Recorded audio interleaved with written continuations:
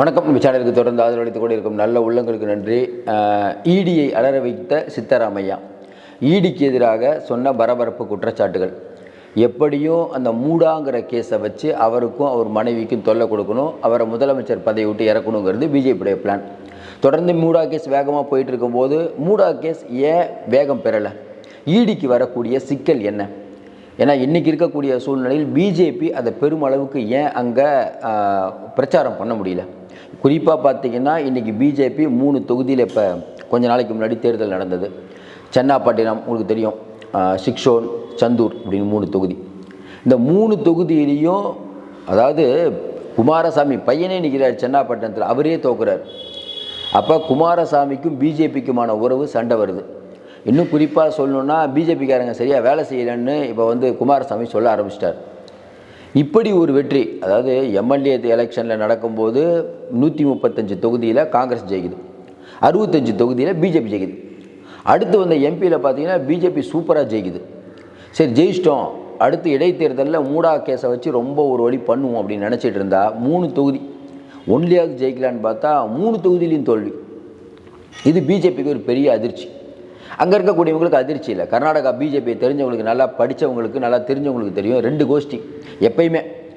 எடியூரப்பா ஒரு கோஷ்டி இருப்பார், இன்னொரு எதிர் கோஷ்டி. எடியூரப்பா கட்சி விட்டு போய் தனி கட்சி ஆரம்பித்தா அது ஒரு பெரிய கதை. இப்போ என்ன ஆகி போச்சுன்னா எடியூரப்பா பையன் விஜயேந்திரா அவர் தான் தலைவர்.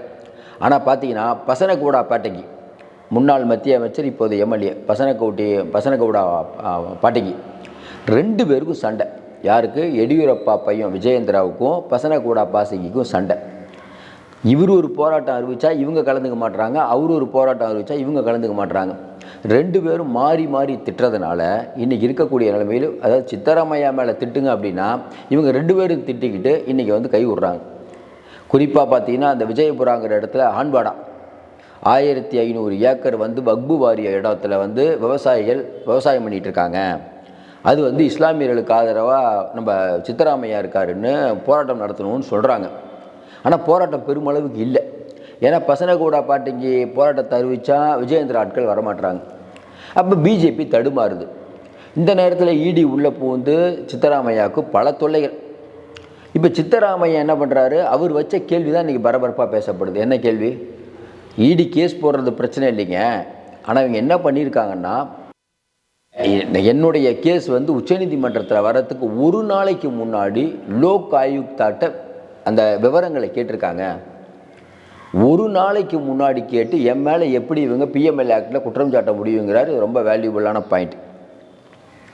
ஏன்னா கெஜ்ரிவால் அவர்களுக்கு இடி சம்மன் அனுப்பி அனுப்பி அனுப்பி அனுப்பி கிட்டத்தட்ட 10 சம்மன் அனுப்பி கடைசி நேரத்தில், அதாவது தேர்தல் வரும்போது 10 நாளில் போய் அரெஸ்ட் பண்ணாங்க. அப்போ உச்சநீதிமன்றம் கேட்டது என்னென்னா, ஏங்க 10 தடவை அனுப்புனீங்க, கொஞ்சம் பொறுமையாக இருந்திருக்கலாமே, ஏன் 10 நாளில் வேகமாக போய் அரெஸ்ட் பண்ணுறீங்க? அதே மாதிரி பார்த்தீங்கன்னா கெஜ்ரிவாலருடைய, அதாவது கெஜ்ரிவாலுக்கும் சொல்லலாம், செந்தில் பாலாஜிக்கும் சொல்லலாம். செந்தில் பாலாஜி வழக்கே எடுத்துக்கிட்டிங்கன்னா கூட அவர் வழக்கு ஜாமீன் கொடுக்கறதுக்கு இன்றைக்கி முடிவாயிடுச்சு. ஜாமீன் கொடுக்க போகிறாங்கன்னு தெரிஞ்சு போச்சு. நம்மளே சொன்னோம் ஜாமீன் கொடுக்குறாங்கன்னு தெரிஞ்சு போச்சு.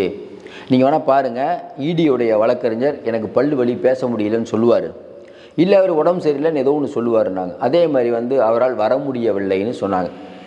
அடுத்த தடவை ஹியரிங் வந்தது. அடுத்த தடவை என்ன சொன்னாங்க? இன்றைக்கி கண்டிப்பாக சொல்லிடுவோம்னு உச்சநீதிமன்றம் சொன்னாங்க. அப்போ இடி என்ன சொன்னிச்சு? இன்றைக்கி மத்தியானம் வரைக்கும் டைம் கொடுங்க. நம்ம அப்போயும் சொன்னோம், ஆமாங்க மத்தியானம் ஏன் டைம் கேட்குறாங்கன்னா 4 மணின்னு கேட்பாங்க. அப்படியே வர டைம் ஆச்சு, அப்படி ஆச்சு, டிராஃபிக் ஆச்சுன்னு சொல்லிட்டு ஒரு 5:30 மணி இழுத்துருவாங்க. 6 மணிக்கு கோர்ட் முடியும், ஜட்ஜு போயிடுவார் இன்னொரு நாள். இப்படி இழுப்பது அப்படிங்கிறது பிஜேபியினருக்கு ஒரு காலத்தாமதம். ரொம்ப எல்லாத்தையும் இழுப்பாங்க. ஆனால் இந்த மூடா வழக்கை பொறுத்த வரைக்கும் இன்றைக்கி ரொம்ப தெளிவாக சித்தராமையா ஒரு விஷயம் சொல்லிட்டார். என்னை சிக்க வைக்கிறதுக்கு இடி பயங்கரமாக வேலை பார்க்குறாங்க பாருங்கள், இந்த அளவுக்கு அவங்க தப்பு பண்ணியிருக்காங்க. இதை உச்சநீதிமன்றம் எடுத்துக்கும். இப்போ மூடா கேஸ்லையும் பெருமளவுக்கு அவங்களால சித்தராமையா ஒன்றும் பண்ண முடியல. எல்லாருக்கும் ஒரு யோசனை இருக்குது, எதுக்கு இங்கே சித்தராமையாவை டார்கெட் பண்ணுறாங்க? அவர் தான் இதான் என்னுடைய கடைசி தேர்தல்னு சொல்லிட்டார், இதான் கடைசி தேர்தல், அவரை டேமேஜ் பண்ணி என்ன ஆக போகுது? ஏன்னா பிஜேபிக்கு எல்லாருக்கும் தெரியும், எப்பயுமே ஒரு அதிகார போட்டி இருக்கும். அப்போ டிகே சிவகுமாருக்கும் சித்தராமையாவுக்கும் ஒரு சண்டை பெரிய லெவலுக்கு இருக்குது. இன்றைக்கி இருக்கக்கூடிய பெரும்பாலான எம்எல்ஏக்கள்லாம் சித்தராமையாவுடைய ஆதரவாளர்கள். டிகே சிவகுமார்கிட்ட பணம் இருக்குது, அவர்கிட்ட ஆதரவாளர்கள் இருக்காங்க. ஆனால் சித்தராமையா அளவுக்கு இல்லை. ஏற்கனவே முதலமைச்சர் யாருங்கிற போட்டியில் 2 பேரும் ரொம்ப நேரம் போய் டெல்லியில் இருந்து உங்களுக்கு தெரியும் எவ்வளோ பெரிய பிரச்சனை ஆகி சரி சித்தராமையா இருக்கட்டும் தான் சித்தராமையா வச்சுருக்காங்க. இருந்தாலும் உள்ளுக்குள்ளே ஒரு மறைமுக போட்டி இருக்குது. அதாவது சித்தராமையாவுக்கும் டிகே சிவகுமாருக்கும் மறைமுக போட்டி. அந்த மறைமுக போட்டி மறைமுக சண்டை அப்படிங்கிறது 3 தொகுதியில் எதிரொலிக்கலை. ஆனால் இவங்க 2 பேர் சண்டை யார் விஜயேந்திராவுக்கும் பசனகவுடா பாடகி வெளிப்படையாக தெரியுது. ஏன்னா இன்றைக்கி இருக்கக்கூடிய சூழ்நிலையில் லிங்காயத்து சமூகம் மிக முக்கியமான சமூகம். இந்த லிங்காயத்து சமூகத்திலேயே பஞ்சமாசலி அப்படிங்கிற ஒரு கம்யூனிட்டியை சேர்ந்தவர் தான் பசனகவுடி பாட்டகி. முழுக்க முழுக்க பெரிய ஆதரவு உள்ள கம்யூனிட்டி. அதனால் விஜயேந்திராவால் அவரை ஒன்றும் பண்ண முடியல. எடியூரப்பா ட்ரை பண்ணுறாரு. ஆனால் எடியூரப்பாவுக்கு என்ன பிரச்சனைன்னா பொம்மை, அதுக்கப்புறம் பார்த்தீங்கன்னா ஜெகதீஷ் ஷெட்டர், இவங்கெல்லாம் எடியூரப்பாவுக்கு எதிராக இருக்காங்க. ஏன்னா பொம்மை ஆட்சியில் தான், முன்னாள் முதல்வர் பொம்மை ஆட்சியில் தான் எடியூரப்பா மேலேயும் அவங்க பையன் மேலேயும் கேஸ் போட்டாங்க. இதுக்கு வீடு கட்டும் திட்டத்தில் மிக மிக பெரிய ஊழல் அப்படின்னு போட்டிருக்காங்க. இப்போ ஏற்கனவே பிஜேபி மேலே தூசு தட்டுறதுக்கு சித்தராமையாட்ட நிறையா விஷயம்லாம் வச்சுருக்காரு. ஒரே ஒரு விஷயந்தான், சித்தராமையாவுக்கு வயசாகிடுச்சு, அடுத்து தேர்தலில் நிற்க போல், எதையும் சந்திக்க தயாராகிட்டார் அவர். அதான் அடிச்சு இதே மற்றவங்கன்னா கொஞ்சம் ஆட்டம் காஞ்சிருப்பாங்க. ஆனால் கர்நாடகாவை எவ்வளவு ட்ரை பண்ணியும் பிஜேபியில் ஒன்றும் பண்ண முடியல.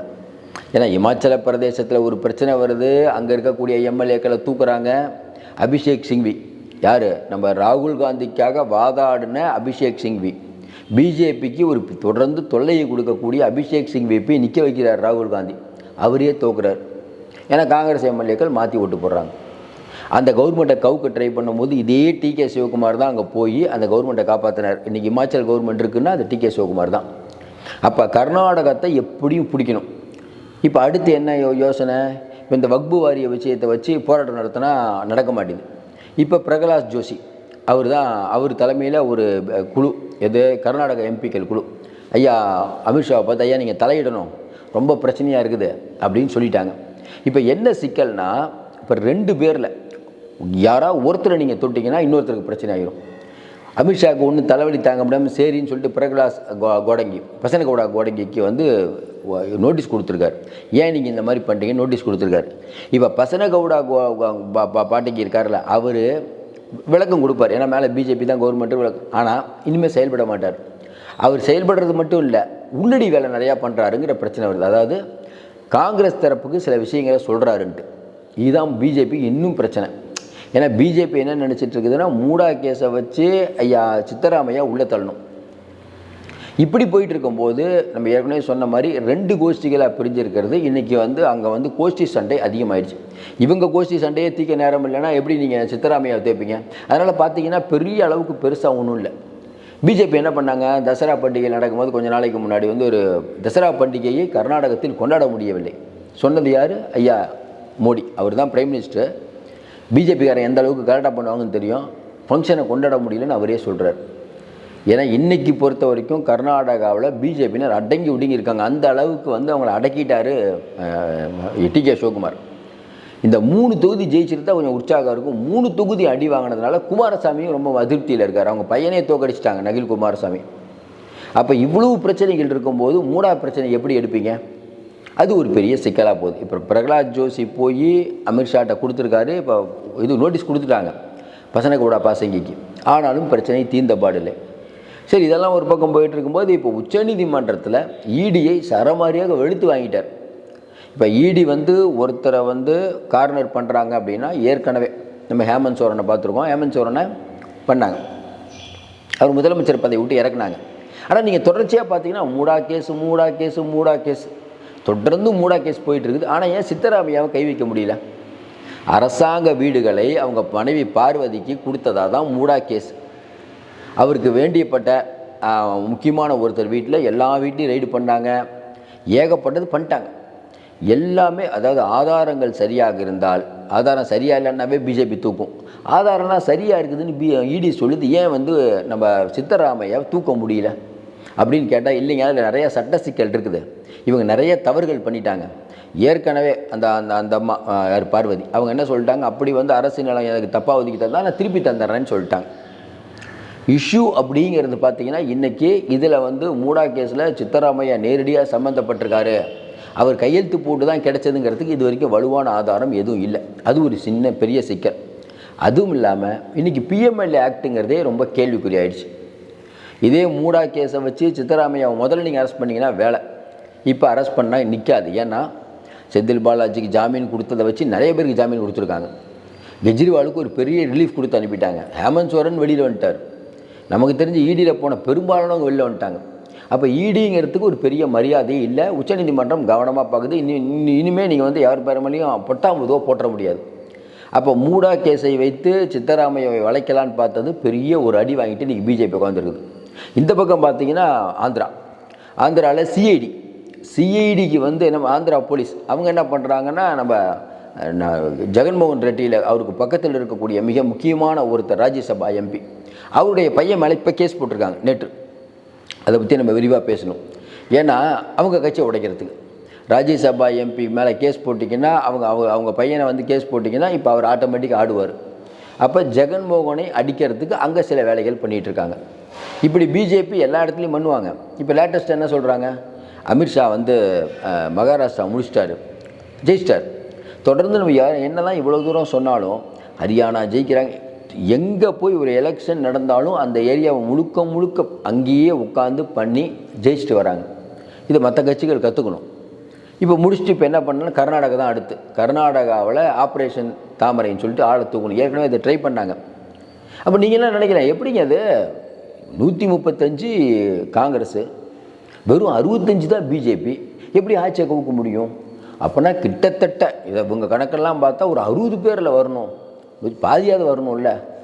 அப்போ பிஜேபியால் அந்த 60 பேரை கொண்டு வந்துட முடியுமானா மக்களுக்கு தெரியும். 60 பேரை கொண்டு வந்துடுவாங்க சார். ஆனால் 60 பேர் கொண்டு வந்துடுவாங்க. ஆனால் என்ன சிக்கல்னால் அங்கே வந்து டிகே சிவகுமார் இருக்கார். அவர் மேலே ஏற்கனவே இவங்க சிபிஐ கேஸு இடி கேஸ் போட்டு அவரை ஜெயிலில் அடைச்சி ஏகப்பட்ட வேலைகள் பண்ணி இப்போ கூட சிபிஐ அவருக்கு நோட்டீஸ் கொடுத்துக்குது. ஆனால் அசர மாட்டுறாங்க. என்றைக்குமே நீங்கள் ஸ்ட்ராங்கான லீடர் வந்து ஒரு ஸ்டேட்டில் இருந்தாங்கன்னா நீங்கள் அந்தளவுக்கு ஈஸியாக அந்த ஸ்டேட்டெல்லாம் ஒன்றும் பண்ண முடியாது. அப்படிப்பட்ட சூழ்நிலையில் கர்நாடகாவை பொறுத்த வரைக்கும் காங்கிரஸ், அதுவும் ஸ்டேட்டில் இருக்கக்கூடிய வலிமையான தலைவர்கள், இன்னொன்று பிஜேபியில் இருக்கக்கூடிய கோஷ்டி பூசல், ஜெகதீஷ் ஷெட்டர் ஒரு கோஷ்டி, பொம்மை ஒரு கோஷ்டி, யார் விஜயேந்திரா ஒரு கோஷ்டி, பசனகூடா பாட்டைக்கு ஒரு கோஷ்டி, இப்படி எல்லாரும் ஒரு தனித்தனி தீவுகளாக இருக்காங்க. இவங்க எல்லாத்தையும் ஒன்றிணைச்சு ஒரு தலைமையை கொண்டுக்கலான்னு சொல்லி தான் எடியூரப்பா பையனை போட்டாங்க. அதுலேயும் பஞ்சாயத்து. இப்போ என்னென்ன லிங்காயத்து சமூகத்தை புறக்கணித்து விட்டார் பிஜேபி. ஏன்னா லிங்காயத்தை சமூகத்தை சேர்ந்த பச்சனபாளி, பஞ்சமாசலி அந்த கம்யூனிட்டியில் இருக்கக்கூடியவரை அவமானப்படுத்தி விட்டாருங்கிற கோஷம் வேறு போயிட்டு இருக்குது. அந்த சமூகம் அவங்களாம் லெட்டர்லாம் வாங்கிட்டு இருக்காங்க. அதனால் பிஜேபி தேராது அப்படிங்கிறதே முடிவு பண்ணிடலாம். இப்போதைக்கு சித்தராமையா காதரவில்லை. அப்படி சித்தராமையாவை இவர்கள் வளைக்க பார்த்தால் அடுத்து ஒரு வலுவான இவங்களை உடைக்கிற அளவுக்கு இவங்க பிஜேபிக்காரங்க இல்லாதது இன்றைக்கி சித்தராமையாவுக்கு ஒரு பெரிய ஒரு பலம். எல்லாத்தையும் தாண்டி சித்தராமையாவுக்கு லக்கு அப்படிங்கிறதே பார்த்திங்கன்னா பிஜேபி பலவிதமாக பிளவுபட்டு கிடக்கிறது. அந்த பிளவுக்கு ஒரு காரணமே டிகே சிவகுமாருங்கிறது ஊருக்கு தெரியும். மீண்டும் சந்திப்போம். நன்றி.